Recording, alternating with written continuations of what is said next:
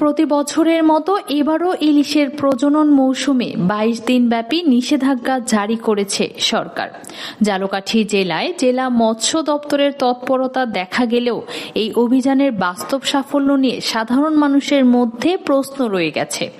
জেলা মৎস্য কর্মকর্তা জয়দেব পাল জানিয়েছেন, ইলিশের উৎপাদন বাড়াতে আগামী 22 দিন মা ইলিশ ধরা সম্পূর্ণ নিষিদ্ধ। এজন্য নৌ পুলিশ, কোস্টগার্ড, র্যাব, সেনাবাহিনী ও স্থানীয় প্রশাসনের সমন্বয়ে নদীতে টহল জোরদার করা হয়েছে। দিনে ও রাতে 8টি পৃথক টহল টিম কাজ করছে। তবে স্থানীয়দের অভিযোগ, প্রতি বছরই অভিযান চললেও অনেক এলাকায় গোপনে মা ইলিশ ধরা ও বিক্রি চলতেই থাকে। তাই শুধুমাত্র প্রচারণা বা হাক ডাকে নয়, কঠোর নজরদারি ও বাস্তবায়নই পারে এই উদ্যোগকে সফল করতে। বিশেষজ্ঞরা বলছেন, নিষেধাজ্ঞা সঠিকভাবে বাস্তবায়ন হলে ইলিশের প্রজনন নিশ্চিত হবে, আর ভবিষ্যতে আমরা পাবো আরো বেশি ইলিশ। এখন প্রশ্ন শুধু কথায় নয়, বাস্তবে কতটা সফল হবে এই অভিযান।